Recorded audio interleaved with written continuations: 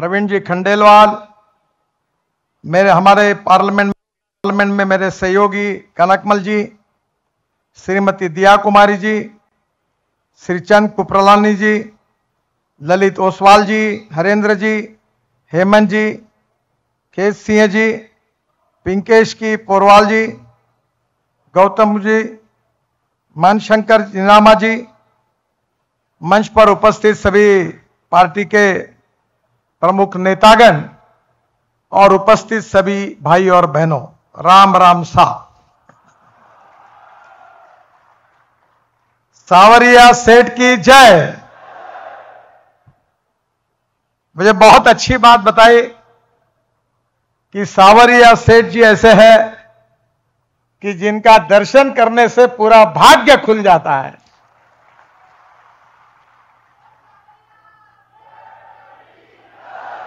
वो हमें ऐसा कि हमारी मातृभूमि को, हमारे हिंदुस्तान को भय, भूख, आतंक और भ्रष्टाचार से मुक्त करने के लिए हमें शक्ति दे।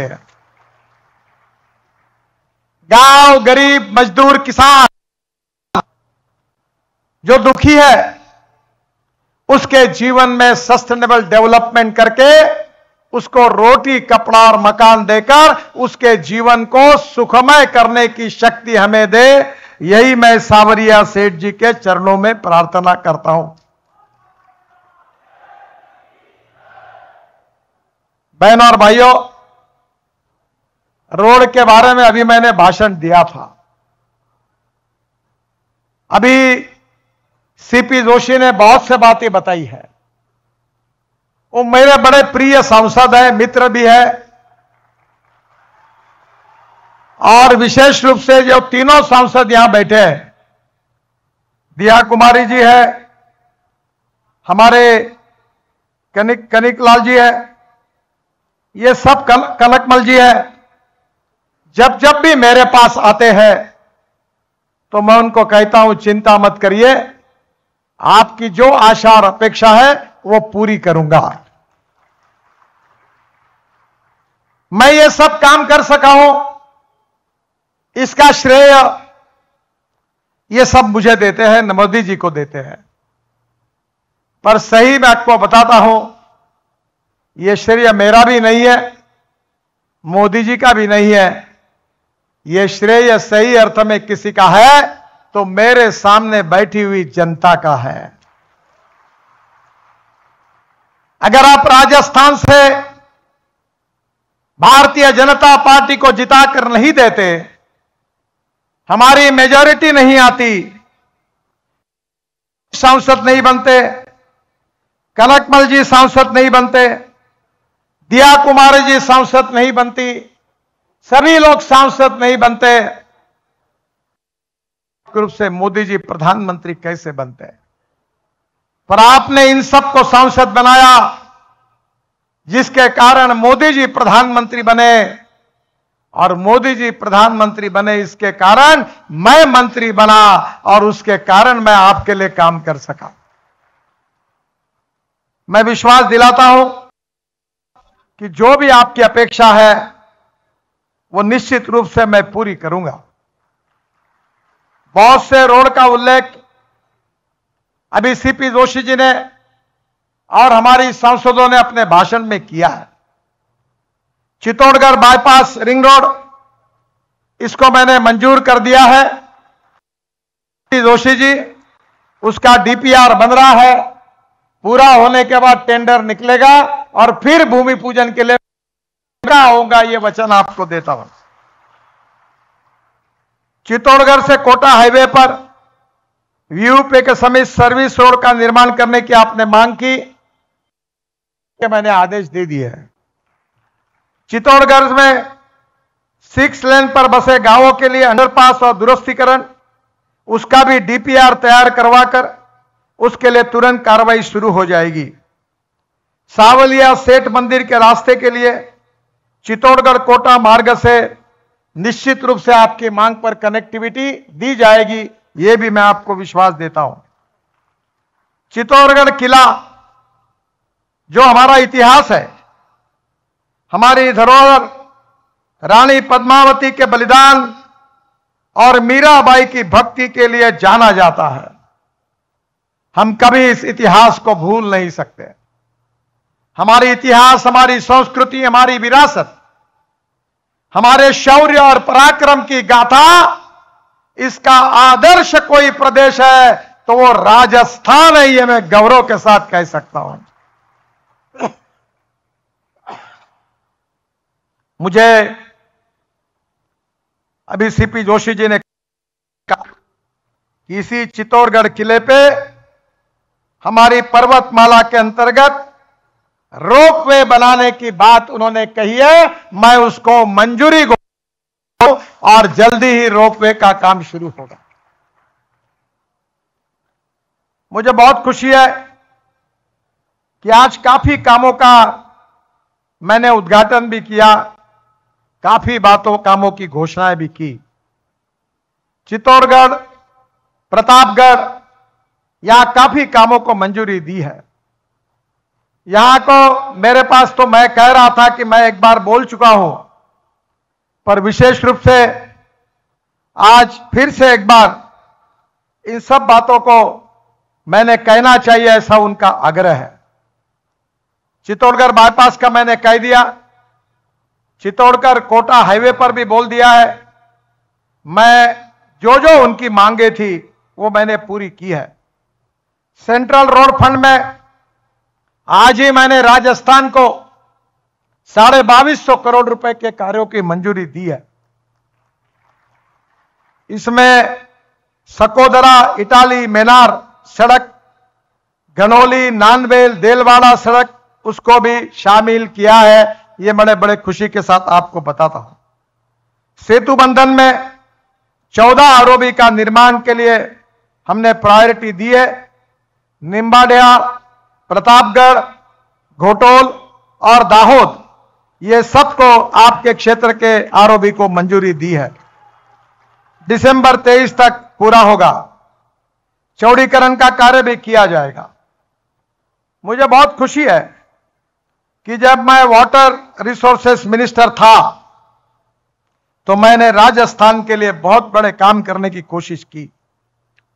सबसे बड़ी बात है कि जो इंदिरा कैनाल था, यह हमारे सरकार के 9 साल में बहुत बड़ी उपलब्धि है।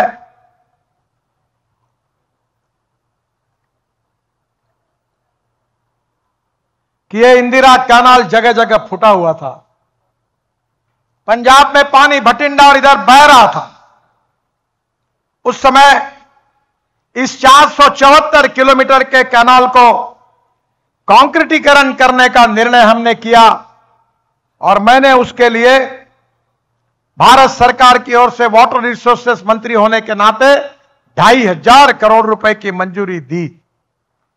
और आज मुझे खुशी है कि राजस्थान को 20 लाख हेक्टेयर को, करीब 20 लाख हेक्टेयर यानी 50 लाख एकड़ को अब पानी मिलेगा।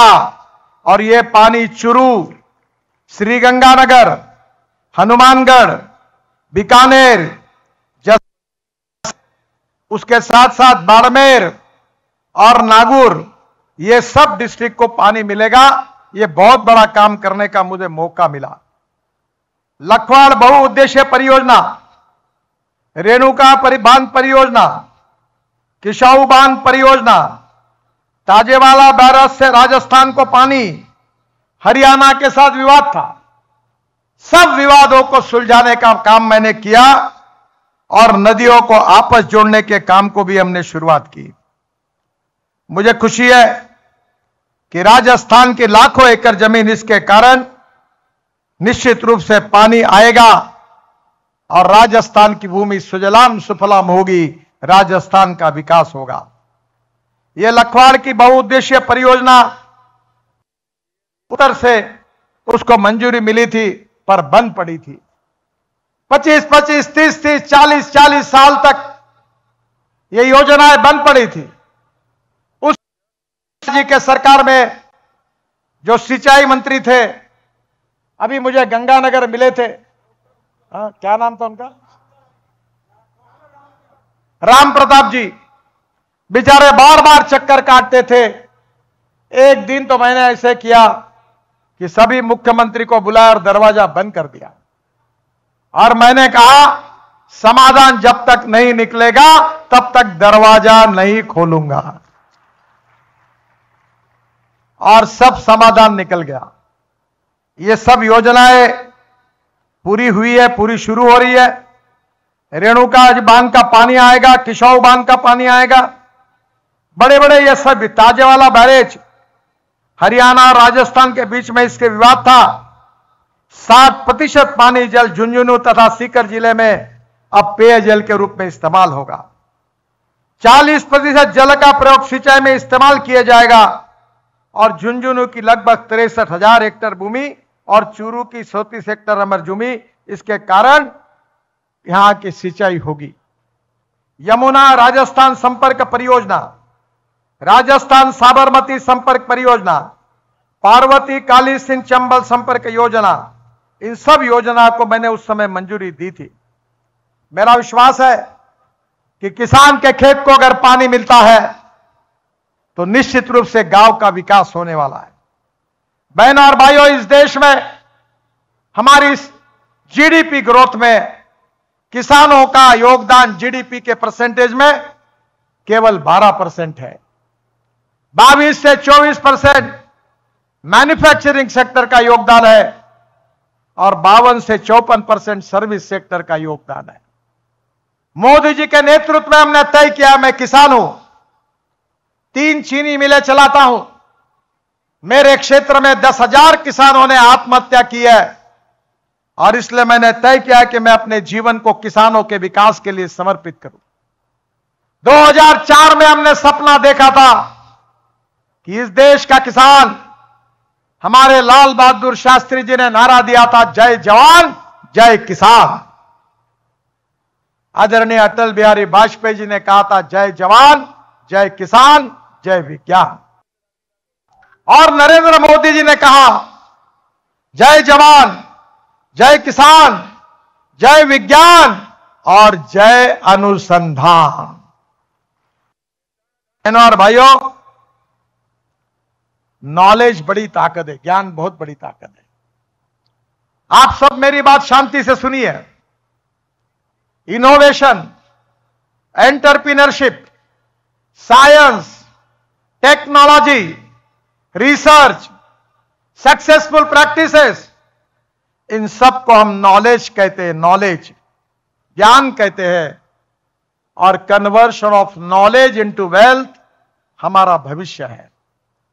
हमारे बच्चे इंजीनियर बने, डॉक्टर बने, वकील बने, साइंटिस्ट बने, हमारे देश का विकास करें। और बहनों और भाइयों, देखने के लिए मिलता है। मैं दुनिया में घूमता हूं, कनाडा में, अमेरिका में, स्विट्जरलैंड में, जर्मनी में, लंदन में, यूके में, कहीं भी जाओ, हर जगह पर प्रगति और विकास की ओर नेतृत्व करने वाले राजस्थान के भाई बहनों हर जगह मिलते हैं। इस बात की मुझे बहुत खुशी है। राजस्थान ये वीरों की भूमि है, तो राजस्थान ये उद्यमशील उद्योगपति, जिन्होंने देश की गरीबी को दूर करने के लिए टेक्नोलॉजी के आधार पर उद्योग और व्यवसाय को निर्माण किया, उन महान लोगों की भी भूमि है। बहनों और भाइयों, जो नॉलेज है, जो ज्ञान है, जिसका रूपांतर संपत्ति में करना, नॉलेज टू वेल्थ, यही मोदी जी सरकार का सबसे बड़ा कार्यक्रम है। और इसलिए किसान अब केवल अन्नदाता नहीं है, किसान अब ऊर्जादाता बने हैं। Ethanol, methanol, biodiesel, bio LNG, bio CNG, electric, hydrogen अब किसान तैयार करेगा। मैं ट्रांसपोर्ट का मंत्री हूं, मैंने स्कूटर लाई है, बजाज, टीवीएस और हीरो की, जो गन्ने के जूस से, मोलाइसिस से, मक्के से, चावल से जो इथेनॉल बनेगा, उसके ऊपर हमारी स्कूटर, ऑटो रिक्शा और कार चलेगी। हमारा किसान केवल अन्नदाता नहीं, ऊर्जादाता बनेगा। यह हमारी सरकार की सोच है। और इसीलिए अब मैं अगस्त महीने में टोयोटा कंपनी की गाड़ियों को लॉन्च कर रहा हूं। आपको पता होगा कैमरी करके गाड़ी थी, वो इनोवा है। अब सब गाड़ियां किसानों ने तैयार किए हुए इथेनॉल पर चलेगी। 60% इथेनॉल, 40% बिजली, उसका अगर एवरेज पकड़ा जाएगा तो 15 रुपए लीटर पेट्रोल का भाव होगा।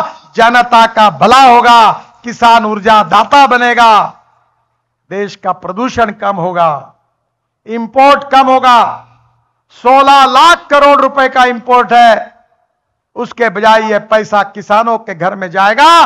गांव समृद्ध संपन्न बनेंगे, गांव के किसान के बेटों को रोजगार मिलेगा और इस देश का किसान केवल अन्नदाता नहीं, ऊर्जादाता बनेगा। अब मैंने आगे भी लाया कि CSIR और सेंट्रल रिसर्च रोड ऑर्गेनाइजेशन ने संशोधन किया है कि जो परली है, परली से डांबर तैयार होगा। पानीपत में परली से इथेनॉल तैयार हो रहा है और एविएशन फ्यूल, हवाई जहाज चलने के लिए जो ईंधन लगता है वो भी किसान बना रहा है। यही हमारे सरकार की कमाल है। स्पाइस जेट का विमान देहरादून से दिल्ली हमने किसानों ने तैयार किए हुए ईंधन पर लाया। बहनों और भाइयों, देश की तरक्की हो रही है। हम देश दुनिया की सबसे बड़ी अर्थव्यवस्था बने हैं।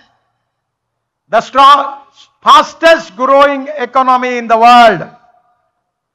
हम देश में सबसे आर्थिक दृष्टि से विकास करने वाला देश बने हैं।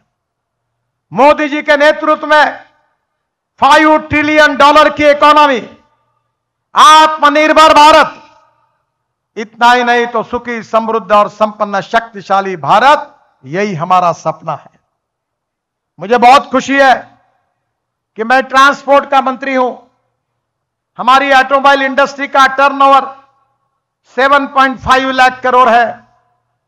4.5 करोड़ युवाओं को जॉब मिला हुआ है। राज्य सरकार और भारत सरकार को सबसे ज्यादा GST देने वाली ये इंडस्ट्री है।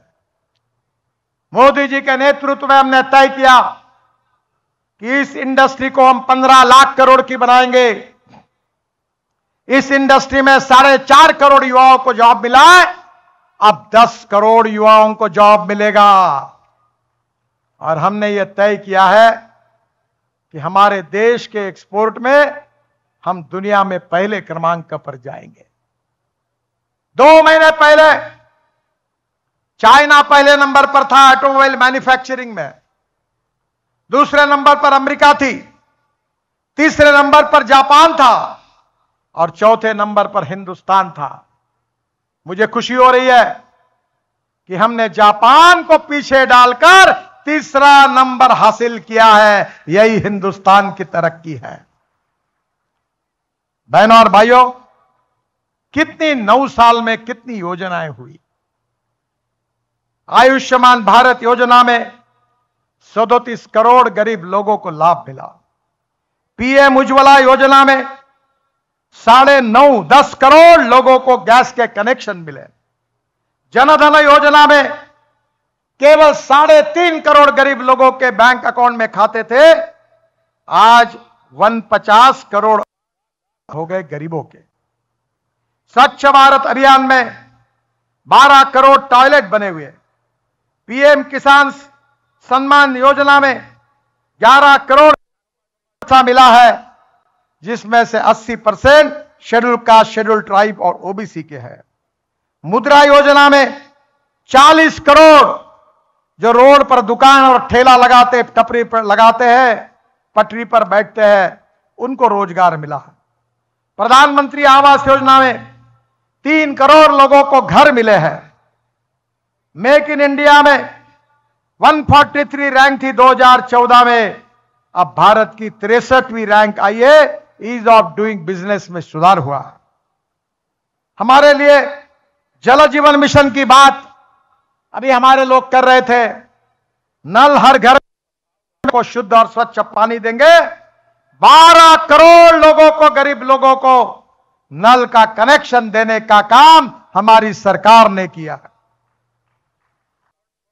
और भाइयों, सुकन्या समृद्धि योजना जो हमारे लिए बहुत महत्वपूर्ण है, उसमें 250 रुपए से लेकर 1.5 लाख रुपए पर एनम तक मैच्योरिटी पीरियड 21 साल का है और जिसमें 7.6% इंटरेस्ट है। और हमारे लिए विशेष रूप से जो महिला है, हमारी छोटी बच्चियां हैं, उनके एजुकेशन की व्यवस्था हमने की है। बहुत योजनाओं का मेरे पास डिटेल है। पीएम गति शक्ति मास्टर प्लान, प्रधानमंत्री कौशल योजना जिसका उल्लेख किया था, प्रधानमंत्री ग्राम सड़क योजना जो बनाने का सौभाग्य अटल बिहारी वाजपेयी ने मुझे दिया। हिंदुस्तान के इतिहास में पहली बार हिंदुस्तान की गांवों को जोड़ने का काम अगर किसी ने किया तो हमारे अटल बिहारी वाजपेयी जी ने शुरू किया। इस बात का हमें अभिमान है।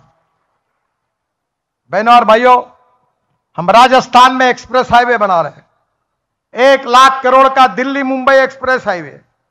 इसके साथ साथ जयपुर से दिल्ली यह हम नया कॉरिडोर बना रहे हैं, अमृत से जामनगर 14,000 करोड़ का। फिर राजस्थान में कटरा वैष्णो देवी कनेक्टिविटी मिल जाएगी अमृतसर जामनगर से। आगे आप लुधियाना तक जो रोड जा रहा, वहां से मनाली तक चले जाओगे, हिमाचल प्रदेश तक। इतना ही नहीं तो अंबाला कोटपुतली हमने रोड बनाया। अंबाला चंडीगढ़ कनेक्टिविटी से राजस्थान को फायदा होगा। करीब 3 लाख करोड़ रुपए के हाईवे हम राजस्थान में बना रहे हैं। आज ही मैंने सविस्तर भाषण में काफी बातें कही है। बहनों और भाइयों, हमारे देश को 1947 में स्वाधीनता मिली। आज हम अमृत काल में है। 75 साल हमने पूरे किए हैं और इस 75 साल में कांग्रेस को 60 साल राज करने का मौका मिला। बैलजोड़ी थी, बैलजोड़ी पर लोगों ने ठप्पे लगाए। फिर गाय बछड़ा आया, गाय बछड़े पर ठप्पे लगाए। फिर पंजा आया, पंजे पर ठप्पा लगाया। गरीबी हटा गया। गरीबों की गरीबी तो दूर नहीं हुई, पर कांग्रेस वालों की गरीबी जरूर दूर हुई। न जात पर न बात पर इंदिरा जी खाओ खींचो, अपने बाप का वाले, जितना लूटना है उतना लूटो, एक पाव डटाओ, गरीबी हटाओ। यही चलता रहा। जो 60 साल में कांग्रेस नहीं कर सकी, वो 10 साल 9 साल में मोदी जी के नेतृत्व में हमने इस देश में करके दिखाया। यही हमारी सबसे बड़ी बात है। जात पंथ धर्म भाषा सेक्स इससे ऊपर उठकर सबका साथ, सबका विकास, सबका प्रयास, किसी को भेदभाव न करते हुए इस समाज में सामाजिक समता प्रस्थापित होगी, आर्थिक समता प्रस्थापित होगी, आर्थिक और सामाजिक विषमता से मुक्ति मिलेगी। कोई व्यक्ति उसके जात से बड़ा नहीं होता, उसके गुणों से बड़ा होता है। जात पंथ धर्म भाषा और सेक्स से बड़ा नहीं होता, उसके गुणों से बड़ा होता है। इसी बात पर भारतीय जनता पार्टी का विश्वास है। हमारे देश का राष्ट्रवाद यह हमारे भारतीय जनता पार्टी का आत्मा है। इस राजस्थान के वीरों की भूमि ने लाखों शहीदों को देश की सुरक्षा करते हुए शहीद हुए, वो ये वीरों की भूमि है। देश की अंतर्गत और बाह्य सुरक्षा में सर्वोपरि है और इसलिए राष्ट्रवाद हमारे चिंतन का आत्मा है। और अगर हम सत्ता में आते हैं तो गुड गवर्नेंस एंड डेवलपमेंट, सुशासन और विकास के द्वारा हिंदुस्तान को दुनिया की महाशक्ति बनाएंगे, युवाओं को रोजगार देंगे, गांव गरीब मजदूर किसान की गरीबी दूर करेंगे, $5 ट्रिलियन की इकोनॉमी बनाकर प्रधानमंत्री जी का मिशन है, आत्मनिर्भर भारत का निर्माण करेंगे। यही हमारा उद्देश्य है और हमारा मिशन है अंत्योदय, दीनदयाल सामाजिक आर्थिक चिंतन। कुछ दिन पहले मैं राजस्थान में आया था। भैरव सिंह शेखावत जी की जन्म शताब्दी के कार्यक्रम में सीपी जोशी जी थे। तो राजस्थान हमारे देश के इतिहास का ऐसा पहला राज्य था कि भैरव सिंह शेखावत जी ने अंत्योदय की योजना के द्वारा गरीबों को अनाज पहुंचाने का काम किया था। इसकी शुरुआत राजस्थान में हुई थी। बहनों और भाइयों, दीनदयाल उपाध्याय जी ने अंत्योदय की व्याख्या की है कि समाज के जो शोषित है, पीड़ित है, दलित है, जिनके पास रहने के लिए मकान नहीं है, जिनके पास खाने के लिए रोटी नहीं है, जिनके शरीर पर कपड़ा नहीं है, उस दरिद्र नारायण को हम भगवान माने और उसकी निरंतर सेवा करते रहे। और जिस दिन उन्हें रोटी, कपड़ा और मकान मिलेगा, उसी दिन हमारा कार्य पूरा होगा। ये पंडित दीनदयाल उपाध्याय जी का सामाजिक आर्थिक चिंतन, यही हमारा जीवन कार्य है, जीवन मिशन है। ये समझकर भारतीय जनता पार्टी काम कर रही है। मेरे एक इंटरव्यू में एक विदेशी चैनल ने मुझे पूछा कि तुम्हारे जीवन में तुमने कौन सा अच्छा काम किया है। मैंने बहुत एक्सप्रेस हाईवे बनाए, टनल बनाई, रोड बनाई, ब्रिजेस बनाई। मैंने उनको कहा मेरे जीवन में मैंने सबसे अच्छा काम अगर कोई किया है तो 1 करोड़ लोग आदमी आदमी को ढोने का साइकिल रिक्शा पर काम करता था।